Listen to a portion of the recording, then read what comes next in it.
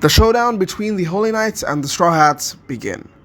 Hello One Piece enthusiasts, I'm the One Piece nerd. Today let's talk about One Piece chapter 1146.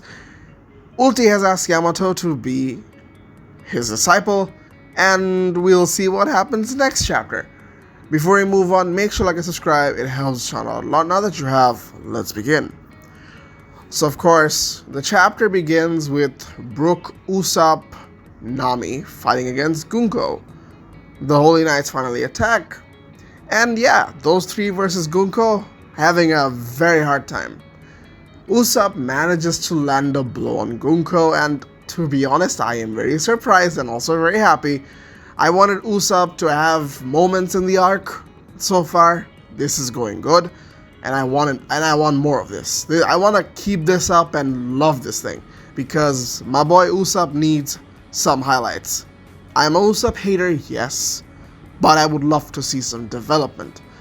As for Brook, being the only exception who knows about said Holy Knights, I'd like to know how he knows it, and the fact that he's the only one amongst the Straw Hats even who to know about Holy Knights existing seems very interesting.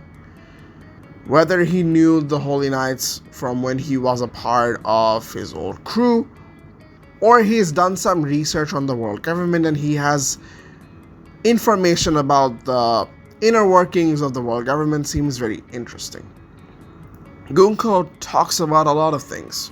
In this chapter, we get a lot of insights from her about the world government's plans. One of those plans being the world disappearing. Now, the world getting flooded, I understand how that works and how they're in the highest altitude of land within the One Piece world, so that they won't be affected if the world does submerge underwater. I get that. What I don't understand is the world disappearing. Were the world government planning to use the ancient weapons or some kind of mechanism to destroy the entire world except for themselves? And then we see Gunko saying that some people stopped it. Some humans stopped it.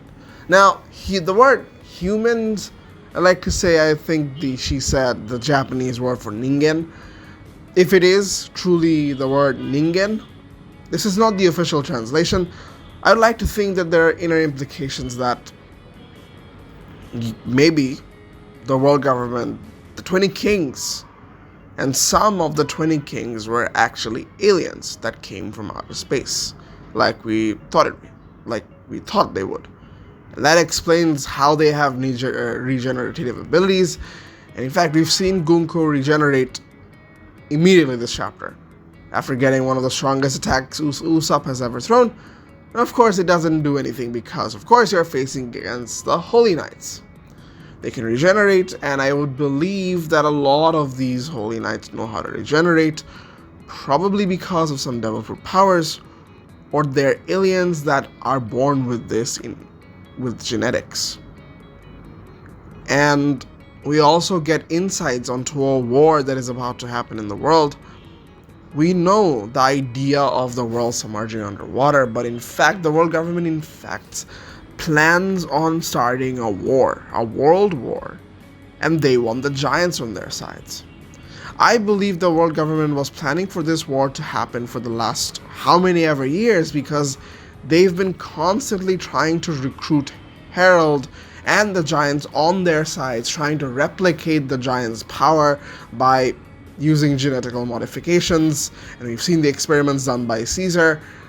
I believe that the persuasion that has been taking place in Elbaf and the world government's influence, hidden influence within the world of Elbaf, implies that they truly were working with Herald. But at the end of the chapter, we see from another Holy Knight's perspective that Herald did them dirty. Herald did not do what they intended for him to do, and which would probably suggest as to why they would turn their backs on Herald and would want another ruler. And is this the reason why Herald was killed, or do we have more further implications? Loki's hate for the world government obviously comes from the ways the world government deals with things. Or maybe the hate for the world government grew since he knows that the world government were the ones who assassinated his father. And the ideas being very deep and shows a more complex side of the politics in Elbaf. Maybe a part of Elbaf wanted to be a part of the world government, and Harold was on conflicting sides. Maybe he agreed at first but saw the world government's ways of doing things, and then he stepped back, and that's what prompted the world government to finish him off. And now we're in this situation where the world government forcefully has to take the children of Elbaf so that the people of Elbaf can join their sides.